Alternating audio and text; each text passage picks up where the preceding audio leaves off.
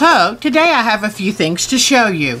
There is a site called Tooltron, and if you watch It's So Easy, I think that's the name of her YouTube channel. She is very fond of Tooltron, and that's how I learned to go there and sign up. And so they sent me an email the other week, and these snips were on sale for $3 a piece.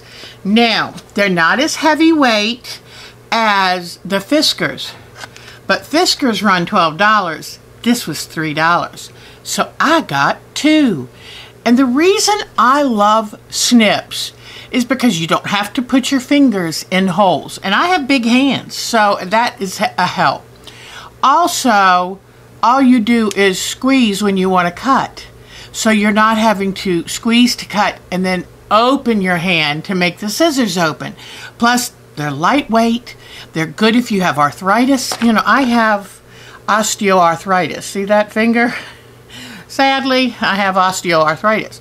So my fingers get sensitive, and scissors tend to bump and rub right on those areas. So this, I mean, how easy is that? And you can just lay them down, pick them, snip, drop them back down. So these, very, very nice. And so this is from Tooltron, Tooltron. And the scissors name is Westcott, and it's medium. So I don't know if they carry the light or the heavy duty, but very nice. So, and I've noticed that just every so often they'll send out an email that said, this is our tool of the day. So while I was there, because you know me, I mean, if I'm going to pay shipping, make it count. Or buy enough so you don't have to pay shipping. But only if you need it now. Don't go wasting, don't go throwing away that money, because that money could be used for fabric. But anyway, so here we go right here. Westcott snips. Love them. Very sharp, very easy to use, very comfortable, non-slip. Well, I just almost dropped them, but really they are pretty non-slip. All right, then this, I wish I had the receipt, but this was like $2.50. And what it is a magnetic pen picker-upper. Because there's nothing worse than dropping a pen somewhere on the floor. Now, hint of the day, if you drop a pen, or especially a needle that doesn't have a nice round tip that you can see, or a flat tip, get a flashlight and hold it in line with the floor. So shine it across the floor, and usually that pen will sparkle right up. But this, run over where you think you might have dropped it, and just run it across the floor where you think you might have dropped it, and there you go. Now, they had the telescoping one, but it was like $3 or $4 more, and I am very cheap. Plus, I can take and put it on the end of a ruler or yardstick, tape it on, and then I don't even have to bend down. So, but that was a great deal for, I think it was $2.50 at most. It could have been $2 or a little bit less. Then my favorite sewing machine brush, and I was just using one that I've got like that yesterday.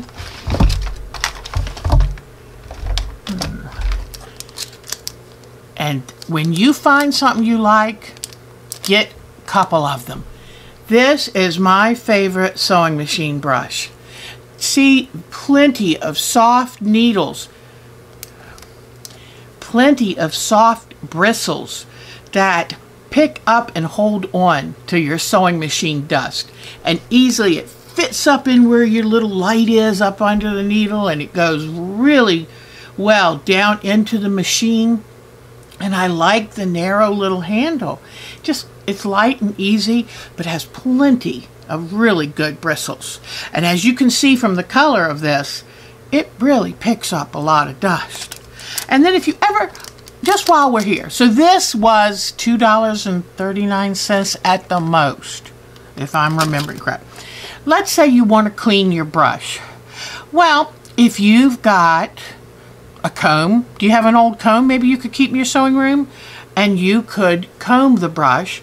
I also will take a little pair of scissors or snip and run through without squeezing it. You don't want to cut them off, but run it through, and then it will bring any dust and dirt to the top or any loose fibers. And then of course you can, you know, rub it on your hand. Just keep it away from your face for the dust. But anyway, that's another tip of the day. Oh, I was so good. I bought 2 of these. Wonderful. And good shipping. It was here in just a matter of a couple days. Oh, here is my receipt. I do have it. All right. So, then the magnetic wand was $2.49. And these spring action scissors, I already told you, were 3 a piece, so that was $6. And shipping was $5.79 because it came in this box. But I figured out the snips were so cheap, it was worth the shipping. Then they had some of these thimblets. I used to get these from Mary Jo's for about $3 or $4, but I haven't been there in a couple of years, and it's hard sometimes to find these on special. And these are a sticky vinyl that fits on your finger and keeps you from getting a prick. Do you see that picture right there? I put it on my first finger, and sometimes I wrap it over onto the fingernail because I always have this finger under the fabric, and when I'm going under with the needle, it feels to make sure I've gotten all the way through the fabric. So I love these. And you know what I do? I will put it on something plastic and use it for numerous times until it loses its stick. So this is 64 ovals, self-adhesive, and it was $2.99. I think that's a great deal. And it's made by Colonial. And you know the Colonial Notions company. So, all right, now, and the sewing machine brushes, I did get this a few cents off. They were $2.66 each, but they are wonderful. And this is a Tooltron special. Fine sewing brush. It is. It's a wonderful sewing brush. I hate those little tiny things that give you free with your machine. They're not worth having. All right. So now, the only other thing I got, which is exciting. You know, I am very, very fond of this. And this came as just this little plastic stand with a little mini seam ripper. And I mounted it with glue on a piece of wood that Mark cut for me. And then I painted it just so it would be pretty and easy to see. I've got another. Look what I found at Tooltron. I had one of these long ago, back before chain piecing, when chain piecing first started, and I lost the seam ripper. Whoops, the seam ripper. And the problem with that is that hole is very specific to this seam ripper. And let me see the price on this. I know it was really good. $3.85. This thing cost me at least $6, and it's a weighted magnetic pin cushion, and I love the fact that it's weighted. And I can go ahead and open it now that I'm here with you. I didn't want to open it until you got to see it, because it helps for me to see the packaging. So that, and this is Allary, Allery Grip and Rip. Alright. Heavy duty stitch ripper with brass plated cutting tool and protective knob. Magnetic pin caddy for securely holding straight pins and safety pins. So, and they even give you 6 pins. But okay, let me show you how this works. This is your seam ripper. Okay. And no, I think that it needs to have the cap on the bottom and then put that in. And that way it securely fits. And then you just take your chain piecing and cut your seams. Now be careful because that is up rather long. So be careful of the point. I kind of got lucky with this one. And I broke off the long point, which is really nice because I'm inclined to cut myself on them or poke myself, and it hurts. So when you're using this, you sit it on your desk, and it's nice and stable. And then when you're finished, you just take the lid, put the seam ripper safely in the lid, and stick that back in there. And then this sits on your desk. So I'm going to take this upstairs. So I've got one downstairs and I've got one upstairs. So I got excited. $3.85 way back 15 years ago. I think I paid $10 back then. So $3.85. So here are my prices like I told you.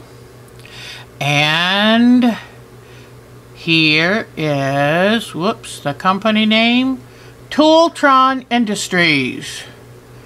And it was here in a matter of just a few days. Great company to deal with. They also have something that I remember seeing on It's So Easy. They have a white cabinet knob on a suction cup, screwed to a good size suction cup.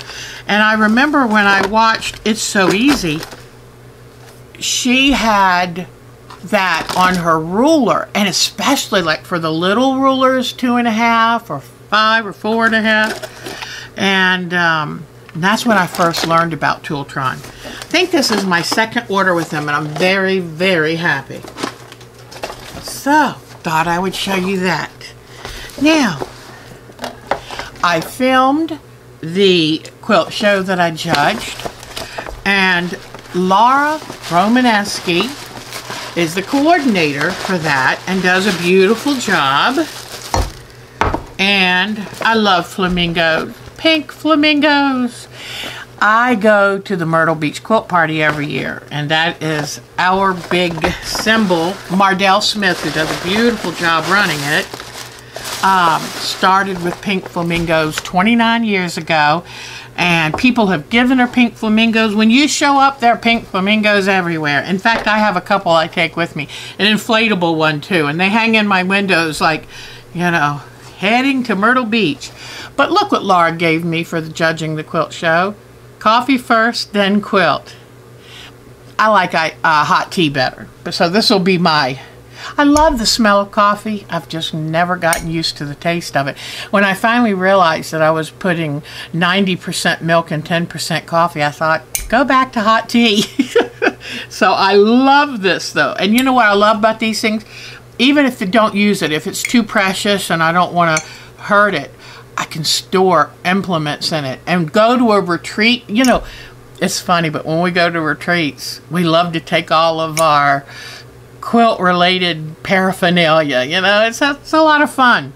Speaking of retreats, I'm going to have a retreat coming up the second week in November, and I'm going to talk to the ladies and see if we can have a live feed from the retreat so you get an idea what it's like. I'll take you around, introduce you, and whoever would like to be on the camera, doesn't mind being on the camera, I'll show you a little bit about it. We're going to have pajama night, sock hop night, games. We do the most fun game, I think, is where you ask the first person who can show me a toothbrush, and we have all kinds of prizes that they win.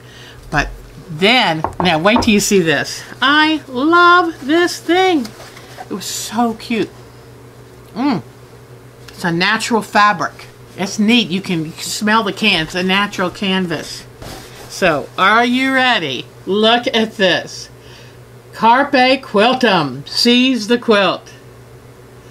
Isn't that the truth? And I think every day that begins or ends with quilting is a great day. So, Thank you, Miss Laura. I love them, and I will put them to good use. Have you noticed you can't have enough totes? Totes are my favorite thing. In fact, all of our retreaters will get especially a custom embroidered tote. And this year, they're offering for donation for the Salvation Army's programs to personalize it. So that's special. So anyway, I wanted to show you those couple things. And then, while I've got your attention, I finally found, remember this past weekend, I was talking about the Halloween quilt. And it's on the Quilting Place. I keep forgetting to look the woman's name up. Kathryn. If you saw her picture, you'd know exactly who she was. And but I found the page that I made this up myself because it's a tutorial, and I don't like to print all those pages for tutorials, so I just cut and paste in my Word program, and that way I can shrink the pictures. And so anyway, here is the finished quilt. Is that cute or what? Look at those bats and the spider webs. And you know what? I'm tickled they still look like candy corns too. Because I thought, oh, how cool, she's doing all these candy corns. I didn't know it was for spider webs. So, but I think that is awfully, awfully cute. So, I'll show you what I'm working on. I have already showed you my bats. And you know, I had no idea these would come out this way. And I just think they're as cute as can be. So there's the bat. And you ready? Remember I told you I made strip sets. And then I cut these triangles out. And they gave you, if you want this pattern, go to the Quilting Company. Pardon me, I think I said the Quilting Place earlier. The Quilting Company. And it's the Halloween block of the week. But we made some strip sets and then used the template that she gave you. It was all free, sign up free, and get all the clues free. And so we made a bunch of these. So now, drum roll please. If my son were here, he could do that. He's an excellent drummer. Oh my gosh. In fact, if you want to go look him up on YouTube, it's Christopher Johnson. And talented kid. Well, he's 32. He's not a kid. I need to start treating him like a grown man. But look at this. Is that the cutest? I love it. And look, I love that I've got this kitty. Look at that. I did not fuss. I promise I didn't fussy cut it. It came out that way, but boy, isn't that fun. So I've got this one. And I've got this one. So there's two variations. This one has dark all the way around the outside. And this one has dark light, dark light, dark light. So I'm now making 12 of these. And then I get to assemble them. And I was worried. Here's the next one. They also kind of look like a dart game, don't they? Never mind. I was going to say if you didn't like the quilt, you could use it as a dart game, but that's sacrilegious. Sorry, we don't talk like that here. So there that is. All right, so I'll quickly show you what I'm doing and how I'm putting these together. I'm going to have to run up and eat dinner with Mark in just a moment. He went to a neighborhood association meeting. I begged off. I'd rather spend that time with y'all. Oh, and the good news is my background fabric is this one, the one with the cat on it. And I was worried once I saw how it went together, because I'm never good at guessing how it's going to work, and I was going to be wrong. But see that? See her background fabric? I was so worried that if this were the background fabric, it would be so boring. Well, guess what? I got lucky, and I thought, I haven't used my candy corn fabric. So I cut my triangles out of this, and I think it's going to be so cute. These spider webs are going to be really set off by these orange triangles. So I'm going to show you how I make one of these spider webs, and then I'll show you in the end the final product, because I think it's going to be cute. And I just wanted to tell you, I've never made a Halloween quilt because I was always so busy, and I thought, well, if I just make plain pumpkins, I can use it for a couple of months. But if I make a Halloween quilt, I can only have it up for a couple of weeks. But knowing me, I'll put it up as soon as kids go back to school, and I can get away with it. But anyway, so I'm going to go turn the fan up. It's getting warm down here. I tell you what, I'm so done with humidity. So Mark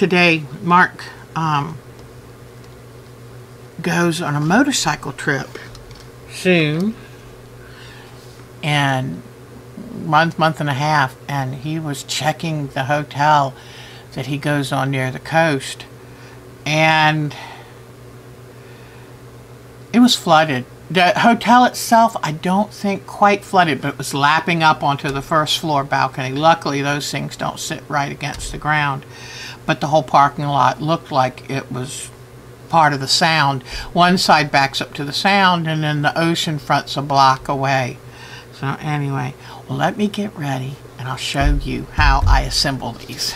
All right, I was showing the ladies the other day how when I sew these, when I cut the triangles out, I trim my seam allowance down to right up 1/8 of an inch above the stitching line on each side, and that prevents this big lump of fabric at the seams, and I do it for everyone. This is just something I do, but if you're going to do this, make sure you shorten your stitch length to 1.8 or 1.9, because you don't want that short seam allowance to allow the stitches to unravel. Alright, so you have four light segments, 4 dark segments.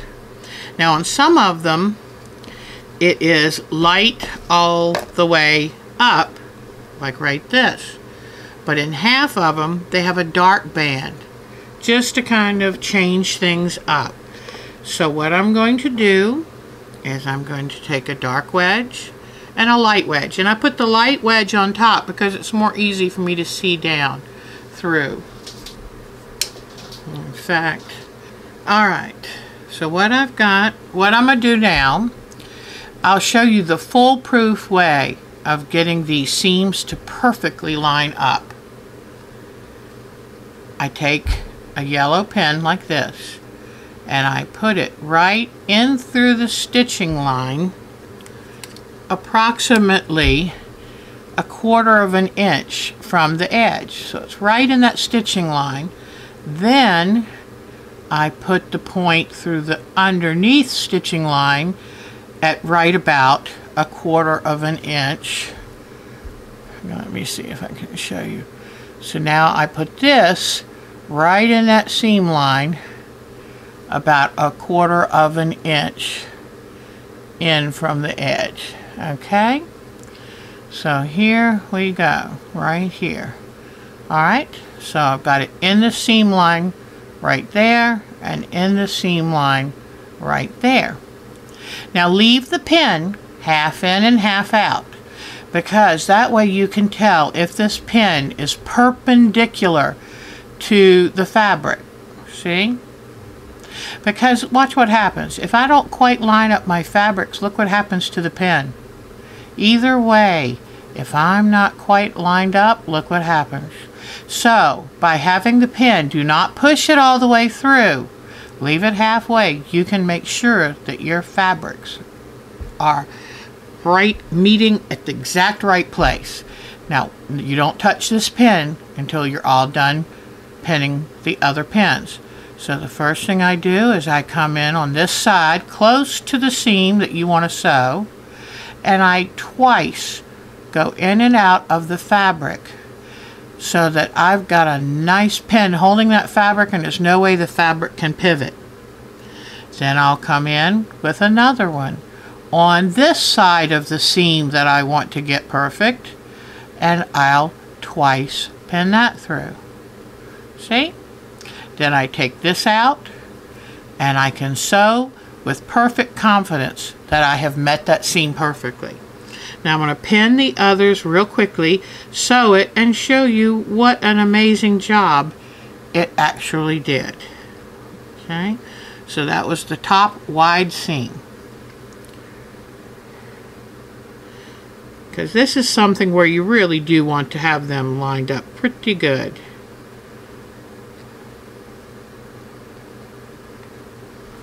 Alright, so I come over here. I've got my cute little, I've got my 1/4 inch foot with a blade and my cute little magnetic happy face 1/4 inch marker. I want to try to get it the best I possibly can. And I took out the perpendicular pin the moment that I had the 2 other pins in place. Start at a 1/4 inch, finish off at a 1/4 inch. It makes a difference if you're straight going in and straight coming out. Those are the little tricks that will increase your piecing accuracy, and they're simple little tricks. So, do you see? Look how they, now the only, nope, it even lined up too. It's down here with this fabric, it's hard to see because one, here is the top of the white, and you see the top of the black right there? Trust me, they line up beautifully. And look at this. Isn't that nice to have a perfectly lined up seam? So then, I want to have my iron ready, and I'll press these. But you know what I'm going to do before I press them? Because I'm going to be joining a lot of these, I'm going to go ahead and do a little angle cut and take the excess off, especially where they're going to meet in the middle. And I'll press that in just a moment. And don't forget, press to the dark segment. So what I do, the way you always know if you're pressing it right, is leave the dark on top. Because that way, if this is on top, you open it and press, the seams are going to the dark side. Now, let me get this pressed.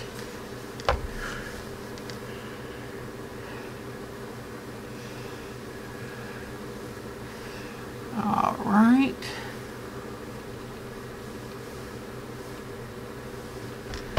All right. Now you can see the seams. Isn't that beautiful? It just takes, and I wish you could see this better, but it is beautiful. But that technique is the best technique, and I learned it from the show Alex Anderson's HGTV show years ago. She had a guest on there that taught us that. I thought it was brilliant. So now I'm going to go back and do the same thing over with the next. And notice that I'm putting, each time, I put the light one on top of the dark one. If not, if one of these were reversed, then they wouldn't fit together. So I put the light over onto the top and match those seams. I'll show you that technique one more time. That's not the needle I want, or pen I want to use.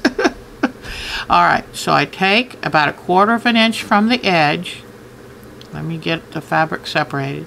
I take and put that pin in on the seam line, right on the stitching, a 1/4 inch in.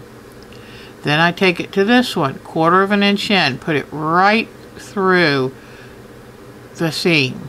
Okay, so it's right on the stitching. Keeping this pin perpendicular.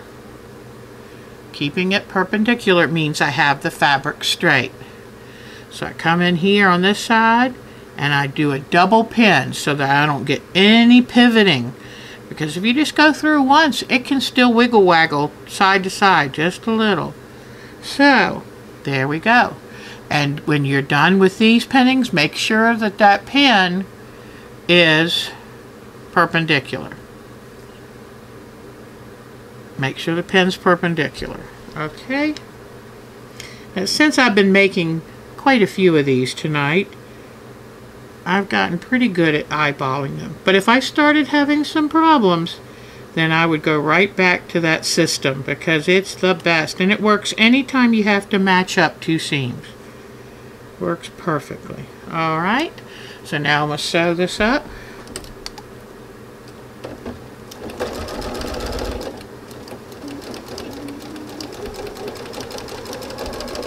I know the name of Alex Anderson's show, Simply Quilts. That was the name of her first show. Now she's got that wonderful The Quilt Show with Ricky Timms, and that's an amazing show. Back in the day, Alex Anderson used to have a call-in show with on HGTV on the internet when the internet was all new, and I actually got to chat with her. You know, it's amazing how this quilt stuff has come along very quickly. This has white underneath, but the edges are absolutely perfect. It works every time. Never had it fail. So now I'm going to put a dark and a light and touching. I'm going to line up these seams perfectly. And you can kind of feel them butt up. And sew this. And then when I finish with this, I'll have half of this spider's web. It'll be 4 pieces. And it'll equal 1/2 of a web. And the nice thing about this is because you don't want to sew Y seams, so you put the 4 of these together, you put 4 others together, and you sew straight seams across the middle. And then you know that you sew your 4 fabrics together in long strip sets, and you take the triangle ruler or the template, and you then cut that wedge, and it makes it look like you did something really hard. There was one more thing I want to teach you to do, please.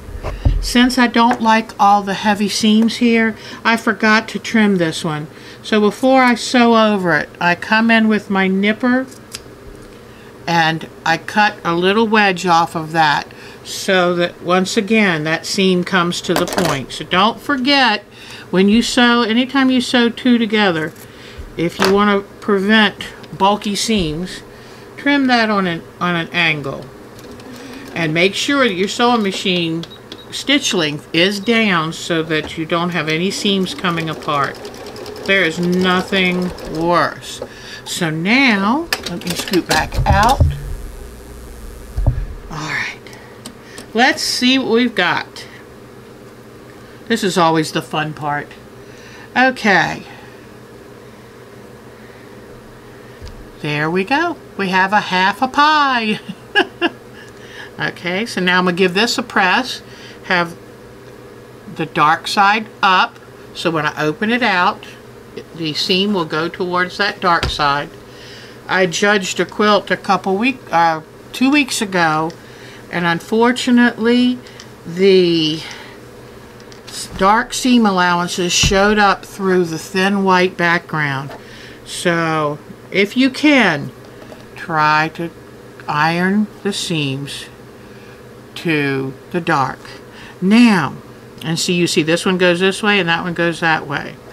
Now, I'm going to show you something else. I'm going to now trim this. And so see, when it comes together, it's much easier to deal with. And I do it on both sides. And you don't have to do this. I just prefer not to have this big lump. I know that a lot of people say, well, fan open all the seams in here. I've never been good at doing that. So I trim mine to angles instead. And look, it's not bulky at all. Alright, I'll do a couple more and then I'll have an entire spider web to show you.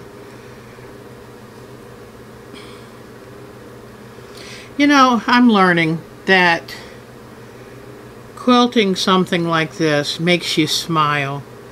And it's not going to change the world or solve global warming. But you know what?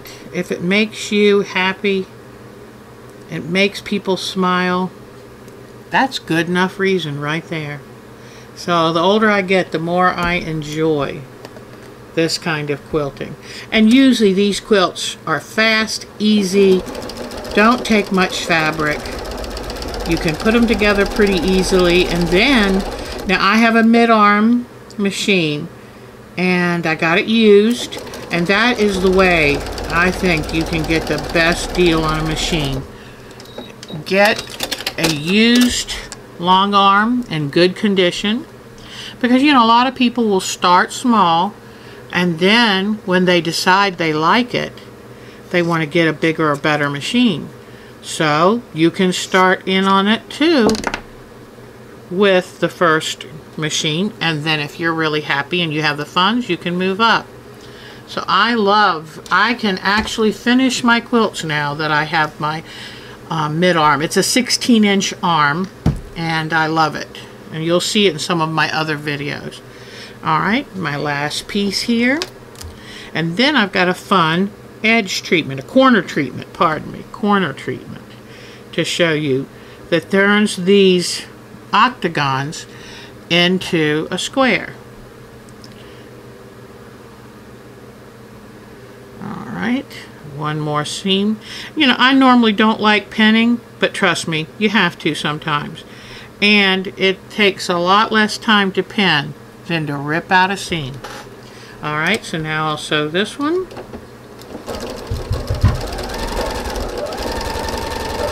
Alright.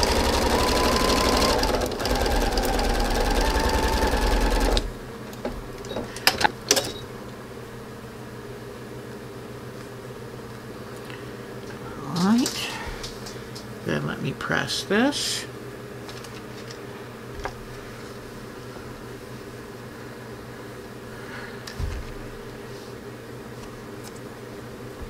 Grade my seams.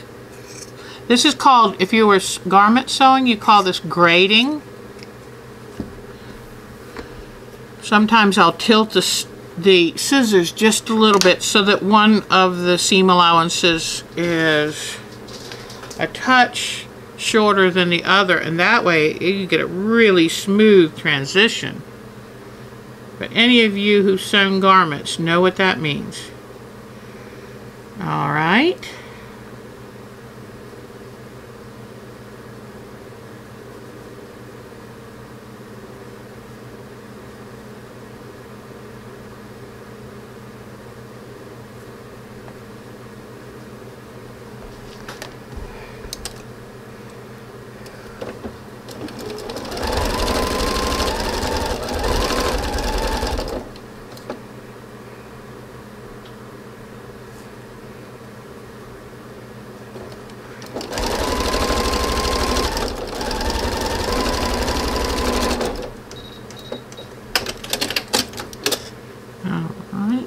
Real quickly here.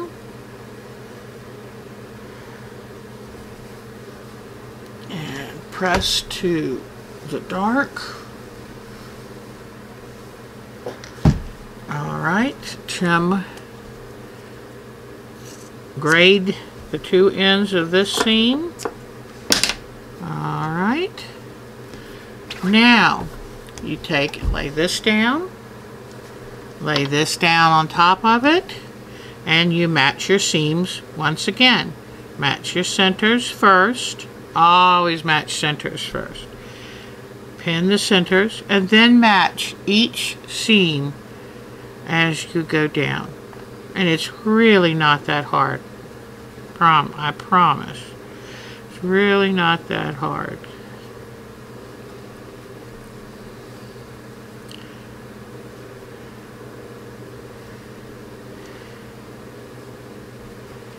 Okay, back over here.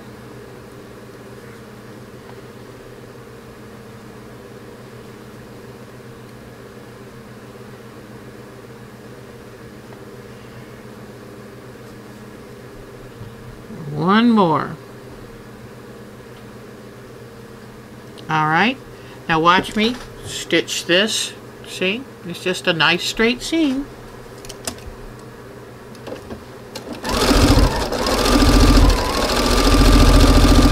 To make sure all of these seams match, you have to pin them carefully and then sew them carefully.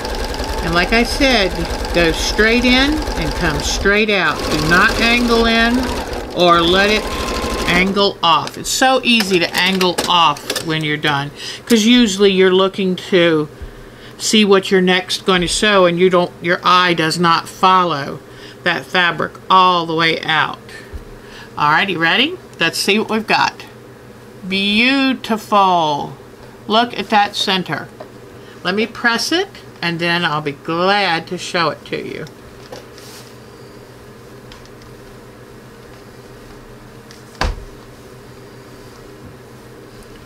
I love that the fabric says boo.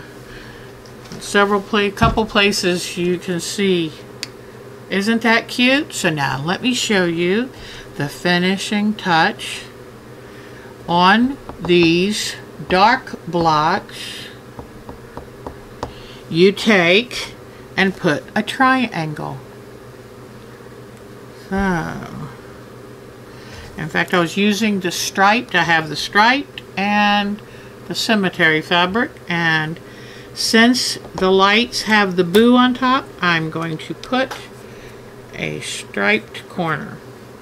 So what I do is I lay it here. Now you can always press the center of your wedge, then press this fabric in half,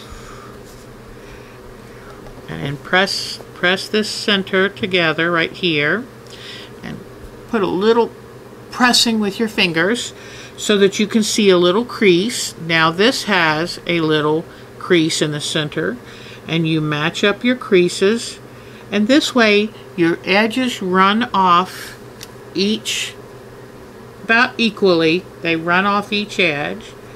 And watch this, and I don't have to pin for this. You stick this under and stitch right on across. Okay.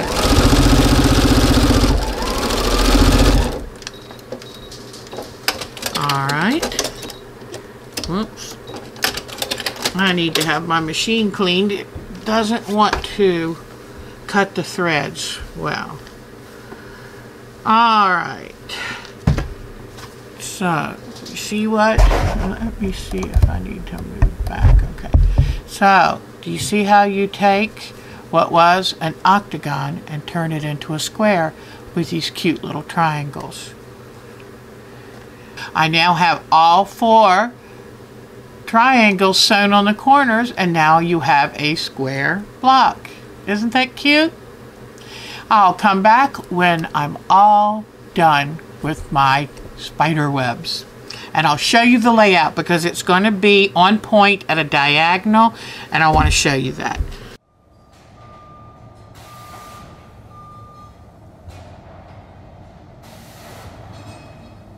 For the big triangles that go in between, see, if you're going to make it a rectangle, you have to have big triangles. I had enough for the big ones, but not enough for all of the corners, which are smaller. So being a frugal quilter that I am, I made fabric. I'll show you all my seams. I've done this many times, and this is just going to be a fun little quilt. It doesn't have to be fancy. This is just a seasonal quilt. So you see how I put all the pieces together? I made fabric. And that's only one of the rest of the corners are pretty good.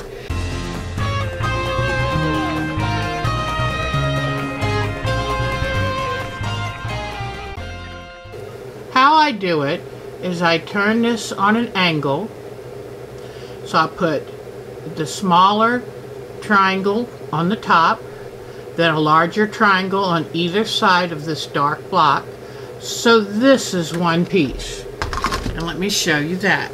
So that's this piece. So it sits like this. Because since these blocks are on point, I don't know if you can tell, but these blocks are on point. And so what you do is you put your rows together on an angle. Okay, see that? Put your rows together on an angle. So this is row 1, row 2, row 3, row 4, row 5, and row 6. And I put them together just as I see. I can tell which ones need. This needs a smaller triangle there. This is a larger triangle, smaller. So I've got all of my rows assembled. I find a little place in a light colored seam allowance and write what row that is. And put all the pieces so that all I have to do, no Y seams, all I have to do is a big long seam. So now I need to find row 2, and it's here. I just have to find it. And this is the final row, and I'll just sew the smaller triangle on this. So let me get this last row, row 5, I believe. 1, 2, 3, 4, 5, row 6. Let me get this sewn on, I'll be right back. Okay, now I'm ready to sew row 6 and row 5 together. I match my block seams.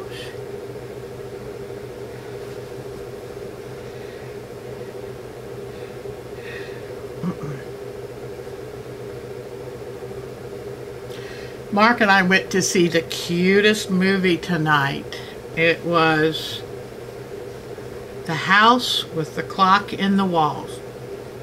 And very, very cute. I enjoyed it very much. Jack Black played a warlock, and Kate Blanchett played a witch. It was a fun Halloween type movie. But it was just cute. It was like Harry Potter, but without the big battles, you know. I loved the first Harry Potter because it was the magic shop and the railway station and the cute little town. And then they started having epic battles, and it just got to be too much. So I don't like epic battles. Alright, so now I'm going to sew row 5 and 6 together.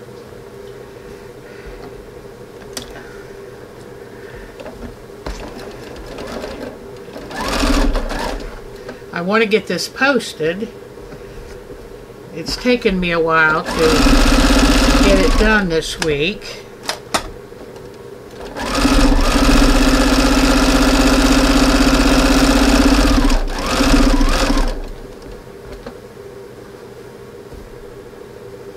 I'll have to figure out how I'm going to quilt it. It'd be nice to do something fun and Halloween-like. Maybe spider webs all over, or little ghost floating all over it. That might be fun. But who doesn't love Halloween? What a fun holiday. And I think it always helped make light of, and make death a little less scary. And, you know, it's good sometimes to make fun of things that would frighten us.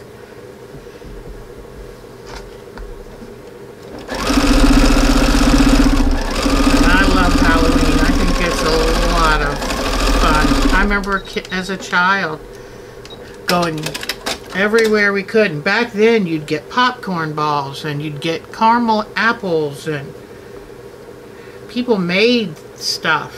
Very few had pre-made candy. So now what I've got is row 5 and row 6. Now let me put some more rows together. Okay, and here is row 3 put on. Isn't this precious? I'm going to love this. Alright, so now row 4. Now we have row 4 on. So we're coming quite unusual. As you can see, it's on an angle. But that's how it's supposed to be because the blocks are on point. Eventually, this is the way it will hang. See? And you see it's being sewn on an angle to make it easier for the point. Okay, I'm going to put the last 2 rows on, and then this one is done except for the quilting.